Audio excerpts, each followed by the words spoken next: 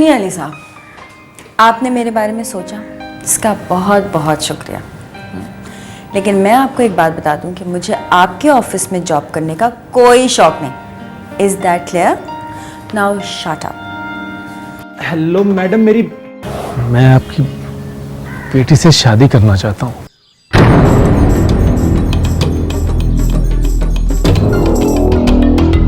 मेरे बाप का इंतकाल 7 साल पहले हो चुका है। तुम जानती हो तुम क्या कह रही हो? आप बार बार एक ही बात को क्यों दोहराती हैं? इसलिए कि तुम हर बार ये बात भूल जाती हो। देखो दानिया, दुनिया का तुम्हें नहीं पता, यहाँ कदम कदम पर शिकारी बैठे हुए हैं। सही बात है, इस दुनिया में हर कोई शिकारो शिकारी है। हर कोई एक दूसरे को मारने और मरने पे तुला है। सिर्फ एक आपके शौहर ही तो अच्छे, बाकी तो सब बुरे।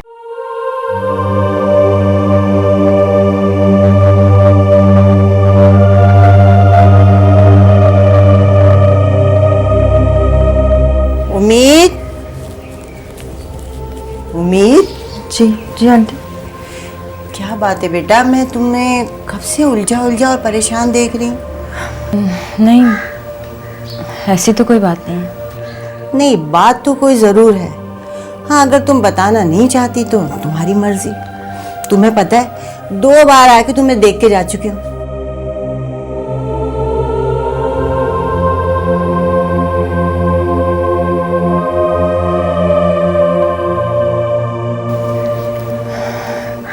क्या बताऊं? देखो बेटा, बताने से एक तो दिल का बोझ हल्का हो जाता है, और अगर कोई मुश्किल होती है ना तो उसका हल भी निकल आता है।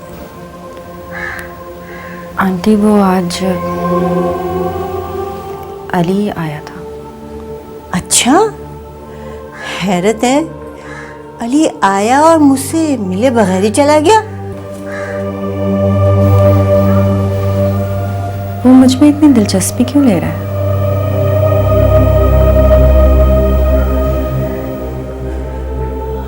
वैसे बेटा, वो बुरा लड़का नहीं है। मैं जानती हूँ, लेकिन डरती हूँ। वो मुझे अपने ऑफिस में नौकरी की ऑफर कर रहा था। अरे मुझे याद आया, अरे मैंने ही तो उसे बताया था कि तुम आजकल नौकरी ढूंढ रही हो। असल बेटा, ज़माना बहुत ख़राब है, और वैसे भी नौकरी मिलना इतना आसान थोड़ी है। लेकिन उसके ऑफिस में? अरे भाई, उसके ऑफिस में होगी कोई जॉब, उसमें इतनी परेशान होने की क्या बात है। मैं बहुत डर गई हूँ आंटी। मैं कोशिश करती हूँ कि अब ऐसी कोई बात ना हो जो मुझे मेरे तल्ख माजी में मुझे तलाश कर सके।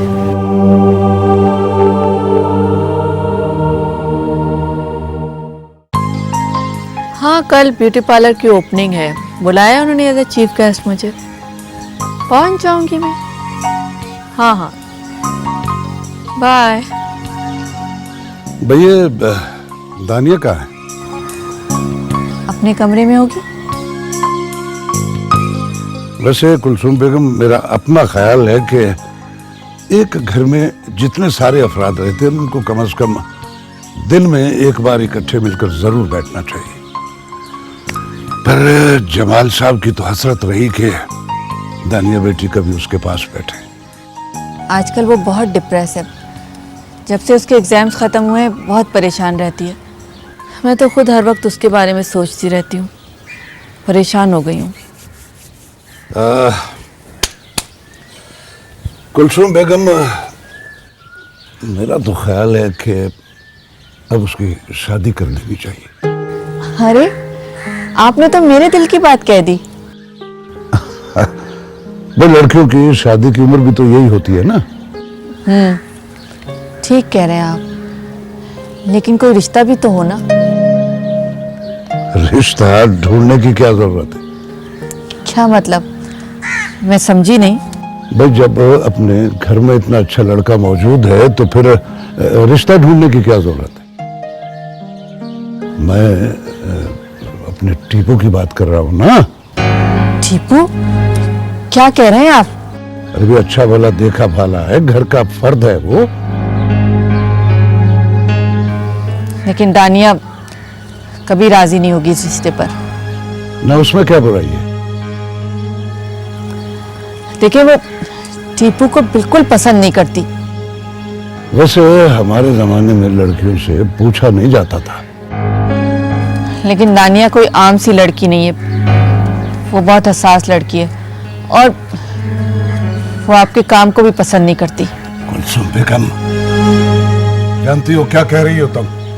मैं सच कह रही हूँ, दानिया को ये काम बिल्कुल पसंद नहीं है।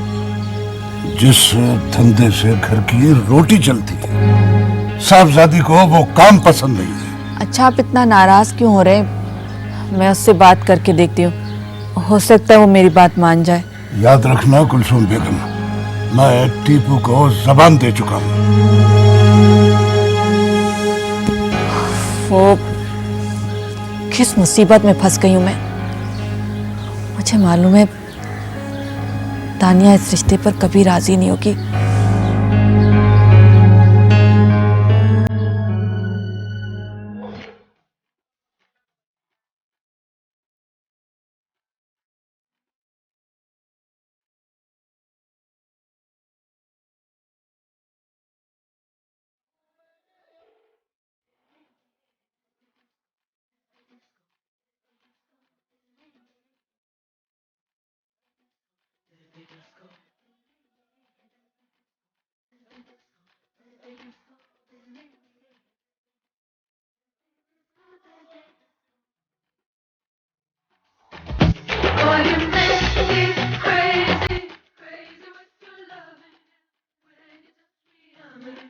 ओ भाई, क्या देख रही है? अरे टिपू भाई, बड़ी जबरदस्त फिल्म है। अबे एकदम फटीचर है, कोई अच्छी सी फिल्म लगा। अरे टिपू भाई, नई फिल्म है, कल ही तो रिलीज हुई है। अबे कल वो कचरा रिलीज कर देंगे तो हम क्या कचरा देखेंगे? बस सुन, वो वाली फिल्म दिखा ना जो कल जैकेट के नीचे छुपा के लाया था। अरे टिपू भाई तौबा करो, वो बड़ी बुरी पिक्चर है यार। तो हम कौन सा दूध के धुले हैं?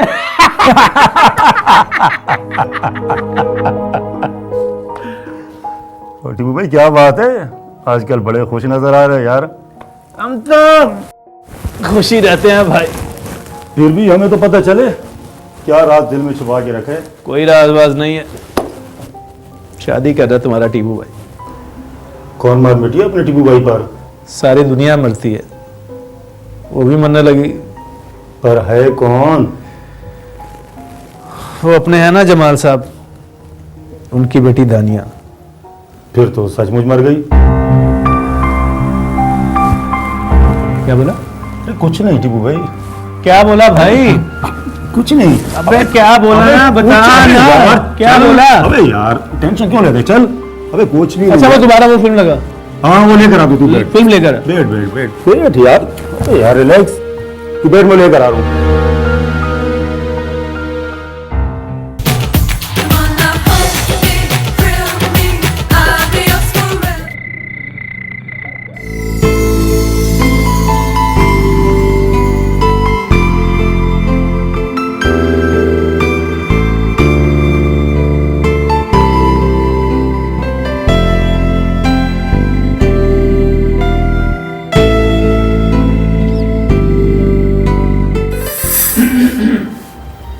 जी फरमाइए।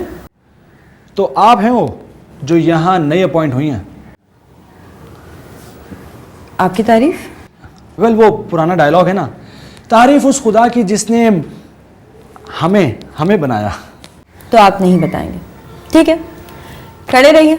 अंकल तो घंटे 2 घंटे के बाद ही आएंगे। तो कोई बात नहीं, मैं तशरीफ रखता हूँ ना। अरे अरे, आप तो अच्छे खासे ढीठ इंसान हैं। ना पूछिए, मेरी टीचर्स भी मेरी इस आदत से बहुत आजिज थी।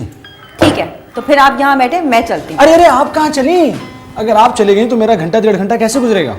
तो 1 घंटे तक यहाँ बैठ के मैं आपकी बकवास सुनूं? आप यकीन करें, मैं बहुत अच्छी कंपनी देता हूँ, लोग गवाह इस बात के। क्या करूँ, मेरी आदत इतनी स्वीट है। अरे मान ना मान, मैं तेरा मेहमान। वाह वाह, क्या बात है। एक बात बताएं, आपके इस दारुल अमान में मेहमानों के साथ इस किस्म का बिहेवियर इख्तियार किया जाता है? ना चाय ना पानी। यकीन करें, आपके इस बिहेवियर ने मुझे बड़ा हर्ट किया। आपने तो मेरा दिल ही तोड़ दिया। बाहर में जाए आप और आपका दिल। अरे अरे, क्या बात है, क्या मसला है? देखिए ना आंटी, बता ही नहीं रहे कौन मोहतरम है और खामखाई कंबल हुए चले जा रहे हैं। अरे बेटा, ये अली हैं जिनके बारे में मैं तुम्हें सुबह बता रही थी। ओ, तो ये अली हैं, मुझे नहीं पता था।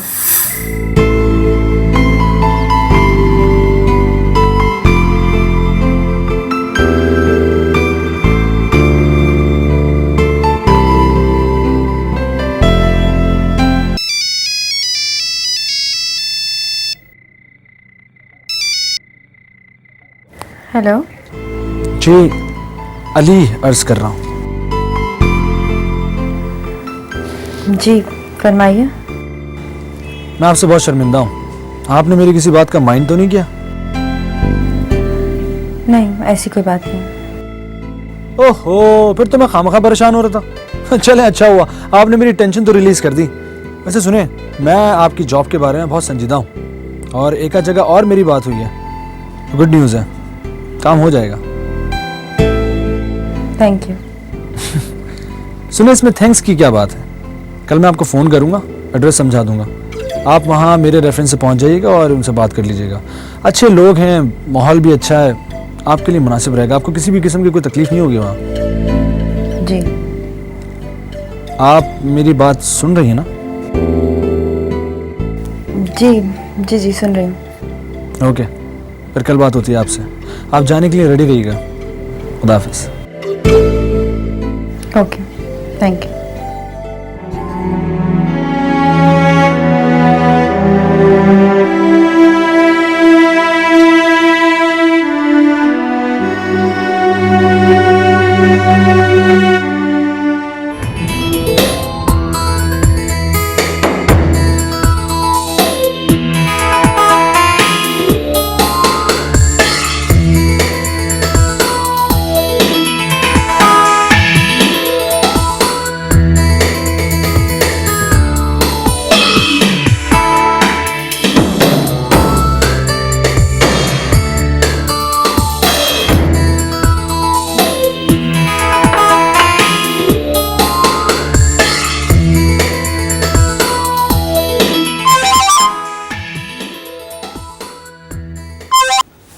हेलो जी बाबू साहब, मैं इस वक्त आप ही का काम कर रही हूँ। जी जी, मुझे इंशाल्लाह 1-2 दिन और दे दीजिए। हो जाएगा इंशाल्लाह, ज़रूर हो जाएगा। जी जी, बस मेरे ख्याल में उसका फ्रंट एंड का थोड़ा सा काम रह गया, बस that's it. Thank you very much. I will be obliged. Okay, bye bye. चलना है ना बेटा, carry on.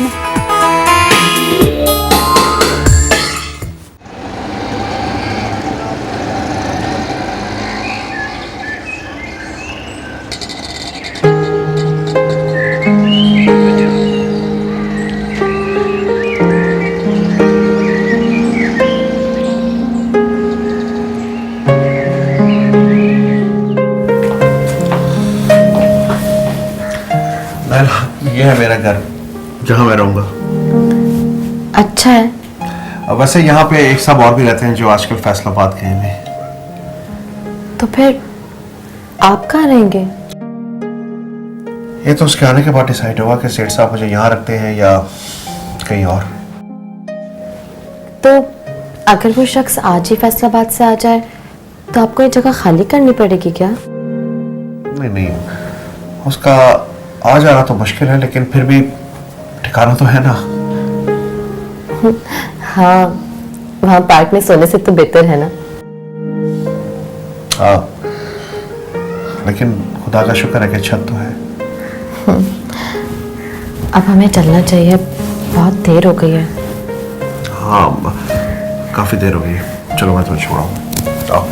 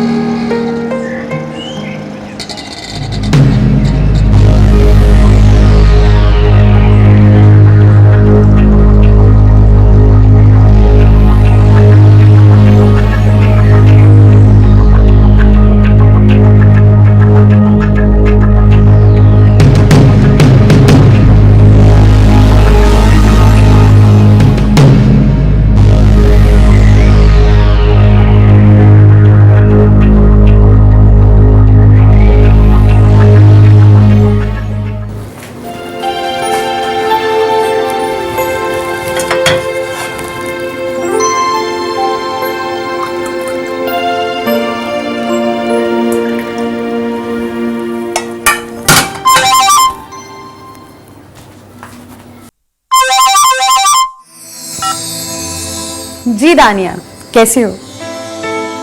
मैं बिल्कुल ठीक ठाक। शुक्र है तुमने मेरा नंबर डिलीट नहीं किया। मैं तो सोच रही थी कहीं तुम मुझे भूल ना गई हो। कम ऑन दानिया, आखिर कॉलेज में 4 साल इकट्ठे गुजारे हमने, ऐसे कैसे भूल सकती हूँ? तुम्हें पता है, रात में मैंने तुम्हें ख्वाब में देखा और सुबह मैंने उठते ही तुम्हें कॉल कर ली। अरे वाह, तुमने तो मुझे ख्वाब में भी देख डाला। सच सच बताओ, कैसी लग रही थी? एज यूजुअल, बहुत स्वीट। अब इतनी स्वीट नहीं रही तुम्हारी दोस्त। तुम्हें पता है ना, प्रैक्टिकल लाइफ बहुत टफ होती है, और आजकल के माशरे में अकेली लड़की का रहना। बहुत दिनों से तुम्हें देखा नहीं है, तो आओ ना किसी दिन। तुम्हें पता है मैं तो बहुत बोर हो गई हूँ अपनी इस अजीब सी रूटीन लाइफ से। लकी हो तुम, इतनी जबरदस्त लाइफ गुजार रही हो। हम जैसे लोगों से पूछो लाइफ होती क्या है। जबरदस्त लाइफ नैना, समटाइम्स जो नजर आता है ना, वो होता नहीं है। ठीक कहती हो, जिस पे गुजरती है वही जान सकता है। लेकिन सच बताऊं, तुम्हें देख के ऐसा लगता तो नहीं है कि तुम्हारी लाइफ भी टफ होगी। जाने भी दो यार, खैर फिर बात होती है। ओके डियर, वैसे तुमसे बात करके बहुत अच्छा लगा। Same here. Okay, take care, bye bye. खुदा हाफिज।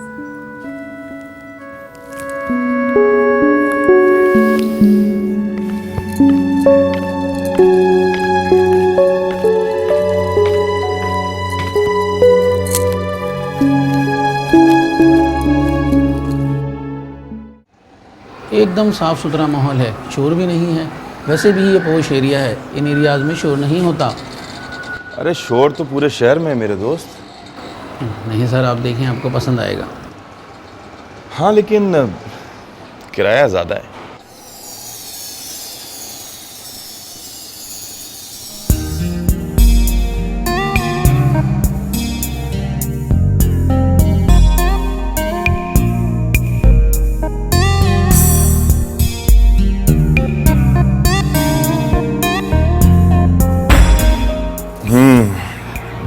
ठीक है, मुझे ये अपार्टमेंट पसंद है। मैंने कहा था ना सर, आपको पसंद आएगा। चले? जी सर।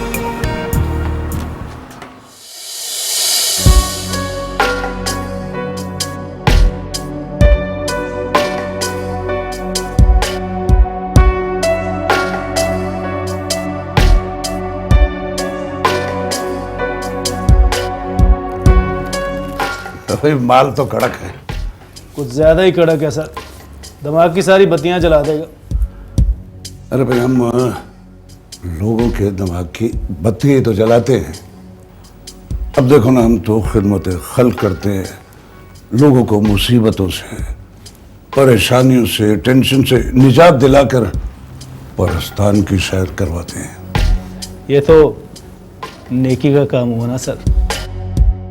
ऑफ कोर्स, काम तो नेकी का ही है। हाँ, वो नया बंदा किधर है? सर उसे मैंने जान मोहम्मद के साथ फिट करा दिया, सुपर हाईवे वाले फ्लैट पर। और जान मोहम्मद? वो सर फैसलाबाद गया है, उसके बाप की तबीयत ठीक नहीं है। देखो, इन लोगों पर ज्यादा तरस खाने की जरूरत नहीं है, सर पे चढ़ जाते हैं।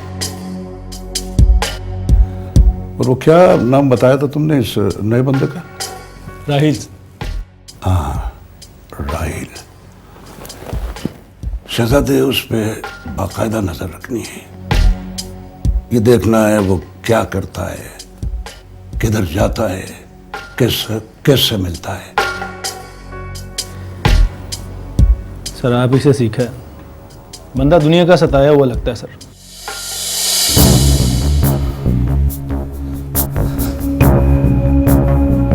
शहजादे, ये दुनिया के सताए हुए लोग बाद में हमें सताना शुरू कर देते हैं। अभी फोन करता हूँ सर।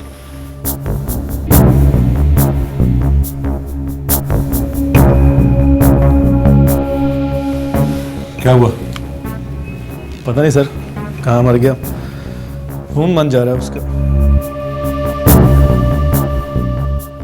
टीपू, तुम जमाल साहब के धंधे में गैर जिम्मेदारी का मतलब समझते हो ना?